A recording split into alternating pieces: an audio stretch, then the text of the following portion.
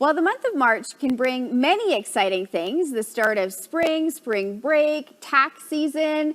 Okay, so maybe one of those is not quite as exciting as the others, but perhaps we've just been looking at this all wrong. Our next guest, Steve Siebold, is a certified financial educator and the author of the book, How Money Works, and he joins us now. Good morning, Steve. Thank you so much for being with us today. Good morning, Jody. Now, the title of your book, How Money Works, we're going to cover that in this interview, and it seems almost lofty. Can you explain how money works in just a 4-minute interview? Well, in the macro, no, it's complicated, but in the micro, for the individual person, yes, you can. You really can. And you could break it down to 3 things that we cover in the book that are probably the 3 major things that you need to know. And that's compound interest, understanding how that works for you or against you, and the rule of 72, which is a mental math shortcut to basically determine how long it takes your money to double at a fixed interest rate, at a given interest rate.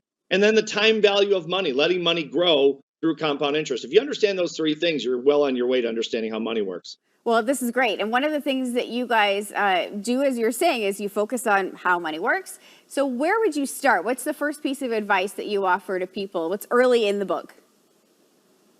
Educate yourself. Educate yourself and understand the financial industry is not on your side. It's the most powerful, richest industry in the history of the world by a long shot, and they're not on your side. They capitalize on the ignorance of the general public, both in the U.S. and in Canada and around the world for that matter. So you've got to educate yourself, arm yourself, and then get help from a financial expert that can walk you through these stages so you don't get ripped off. Well, we always hear about, being encouraged to save some money, but it's not just about the money that you have. I think a lot of us would like to get more of it. So how can we earn money without going out and getting, a side hustle?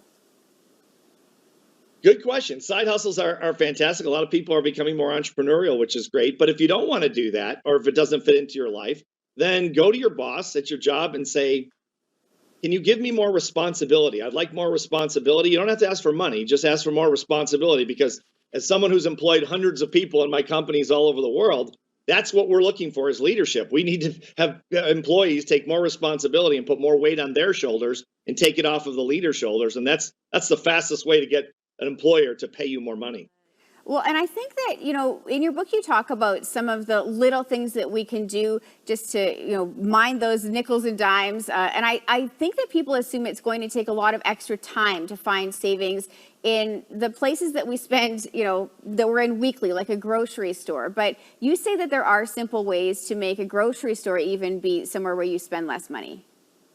Absolutely. And after studying wealthy people for almost 40 years, I will tell you, no uncertain terms, this is what wealthy people do. They're always looking. They're not only into making more money, but they're into saving money and protecting their money. And so they do things like flip coupons, even though a lot of people think, oh, rich people don't do that. Oh, yes, many of the rich do that. And they look for things like subscriptions, things you're spending money on that you may not have to spend money on, or maybe looking at how much you're spending at Starbucks or the local coffee shop. All these little things seem small, but they add up when they're all put together. Well, the other thing too is, you talk about how even in your home, you might have money just sitting there that something in your home that could turn into money if you were to just be honest about whether or not you actually need it or whether you're using it.